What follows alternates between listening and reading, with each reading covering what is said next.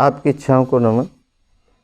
लोग मुझे मूर्ख कहते हैं, ऐसा सवाल है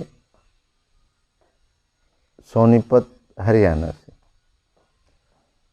मूर्ख तो दुनिया को कहते हैं लोग, अपने को समझदार और दूसरे को मूर्ख बहुत लोग कहते हैं, समझते हैं।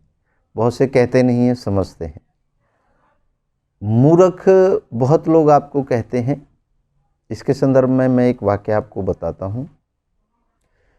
किसी बहुत बड़े शहर में एक व्यक्ति था जो सुबह उठ कर के पूजा पाठ, जो भी उसके नित्य कर्म थे, उसका कार्य लगातार करता था। और उसके बाद उसके एक शहर के अंदर एक छोटी सी दुकान थी। फिर उस दुकान पर जाता था और दोपहर तक अपनी दुकान चलाता था। दोपहर बाद दुकान बंद करके जिसको कमाता था उसे गरीब, असहाय और जो ज़रूरतमंद लोग थे उनकी सेवा में लगा देता था। जब वह इस तरीके का कार्य करता था तो सभी लोग उसको मूर्ख कहने लगे कि ये कैसा मूर्ख है जो पैसा थोड़ी देर के लिए दुकान खोलता है और जब दुकान से जो पैसा कमाता है उसको लोगों के स्वार्थ में, लोगों के स्वार्थों को पूरा करने के लिए लगा देता है। वह व्यक्ति अपने लायक रखता था जिससे उसका भरण पोषण हो जाए और बाकी सब कुछ बांट देता था। ये चर्चा होते होते होते होते सारे शहर में पहुंच गई। तो एक दिन जो उस शहर का सबसे बड़ा सेठ था, उसने उस व्यक्ति को अपने पास बुलाया और उसको एक लाल टोपी दी। लाल टोपी दी और उसने कहा, मैंने ये टोपी बनाई है और ये तुम अपने पास रखो, तुम पहन लो। उसने पूछा कि सेठ जी, आप मुझे ये टोपी क्यों दे रहे हैं? तो सेठ ने कहा कि ये सबसे मूर्ख आदमी के लिए मैंने बनाई है। आप इस शहर के सबसे मूर्ख आदमी हैं जो संग्रह नहीं करते, जो सब कुछ लुटा देते हैं। तो वह व्यक्ति आदरपूर्वक उस टोपी को लेकर के चला गया। लेकिन जाने से पहले सेठ ने कहा कि ये टोपी आप उसको दे देना जो आपसे भी ज़्यादा मूर्ख आपको अगर कोई मिले तो उसे दे देना। तो बात गई आई हुई, वह व्यक्ति अपने काम पे चला गया, सेठ अपने काम पे लग गया। एक बार सेठ बहुत बीमार हो गया तो वह व्यक्ति जिसे टोपी दी थी वह भी सेठ से मिलने आया। तो सेठ से बोला कि सेठ जी, कैसी तबीयत है, क्या हाल है? तो सेठ ने बोला कि भैया अब तो जाने के दिन आ गए हैं, अब तो जाना पड़ेगा। तो उस व्यक्ति ने कहा कि सेठ जी, कहाँ जाना है, कहाँ जाओगे? बोला, परमात्मा के पास। तो बोला, वहाँ तैयारी कर ली है आपने, अब जा रहे हो तो आपकी पत्नी साथ जाएगी, आपके बेटे साथ जाएंगे, आपका घर, महल, गाड़ी, बंगला सब आपके साथ जाएगा क्या? उसने बोला, वो तो नहीं जाएगा।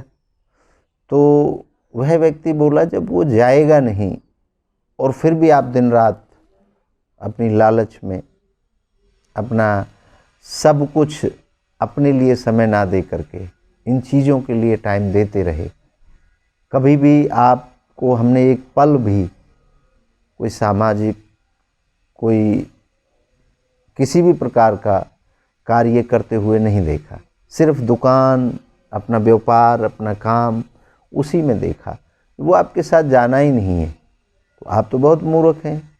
तो उस व्यक्ति ने वह टोपी सेठ को दे दी कि मेरे से ज़्यादा मूर्ख तो आप हैं, मेरे से ज़्यादा मूर्ख तो आप हैं। क्योंकि जब कोई साथ ही नहीं जा रहा आपके और आपने पूरा जीवन इनके लिए लौटा दिया, आपने कभी भी सामाजिक काम नहीं किया, आपने कभी किसी की सहायता नहीं की, कभी किसी गरीब को, किसी असहाय को, किसी ज़रूरतमंद को आपने अपनी दौलत में से 1 रुपया नहीं दिया और दिन रात आपने व्यापार किया, तो मुझे लगता है कि आपसे बड़ा मूर्ख मुझे नहीं मिला इस दुनिया में। तो इस बात से आपको एक चीज़ समझनी होगी कि हम अपने आप को बहुत अक्लमंद समझते हैं और दूसरे व्यक्ति को मूर्ख समझते हैं, जबकि उस दूसरे व्यक्ति का अपना कोई परसेप्शन होता है, अपनी कोई सोच होती है, अपनी कोई विचारधारा होती है जिसको लेकर के वो कार्य कर रहा है। तो आपको अगर लोग मूर्ख कह रहे हैं तो मूर्ख वो खुद हैं, क्योंकि ये यूनिवर्स, ये दुनिया, ये ब्रह्मांड, जो शब्द आप दूसरे के लिए बोलते हैं एक दिन लौट करके आपके पास आ जाते हैं और वही शब्द आपको झेलने पड़ते हैं। उस समय तो आप अपने अहंकार में, अपनी ताकत में, अपनी जवानी में, अपने नशे में लोगों को तरह तरह के शब्द कह देते हैं, लेकिन जब वो शब्द लौट करके आपके पास आते हैं किसी और ज़रिए के रास्ते, तब आपको एहसास होता है, तब आपको पता लगता है कि मैं गलत था और बाकी सब ठीक थे। तो इसलिए श्रीमान जी, आप घबराएं नहीं। लोग मूर्ख कहें या आपको कुछ भी कहें, लोगों से आपको क्या लेना। आप अपने रस में, अपनी मौज में, अपने प्रेम में जीवन जियो। बाहरी जो लोग हैं, बाहरी जो आडंबर है, उसको आपने कभी भी अपने ऊपर हावी नहीं होने देना है। आपने अपने सबकॉन्शियस माइंड की बात सुननी है, जिसको हम हिंदी में और हमारे धर्म में आत्मा कहते हैं। तो आपने अपनी आत्मा की आवाज़ सुननी है, आपको अपने मन की आवाज़ नहीं सुननी, क्योंकि मन कहता है कि लोग ये कह रहे हैं, लेकिन आपकी आत्मा ये कहती है, आपका सबकॉन्शियस माइंड ये कहता है कि मैं ठीक हूँ। तो आप बिल्कुल ठीक हैं। अपनी मूर्खता के साथ अपने आनंद को कम ना होने दें और जीवन को जीते रहें। कोई क्या कहेगा इसकी कभी परवाह ना करें। मैं क्या कर रहा हूँ उस पर ध्यान दें, उसे पूरे ध्यान से करें, पूरी शिद्दत से करें, पूरी ताकत से करें, पूरी अपनी इच्छा को प्रबल करके करें। तो आप देखेंगे ये जग हंसा है उन लोगों पर जो आज जिनको फॉलो कर रहे हैं, जिनके पीछे चल रहे हैं, उन सब के पीछे ये दुनिया वाले हंसे हैं पहले। तो हंसने दो, आप आनंद लीजिए।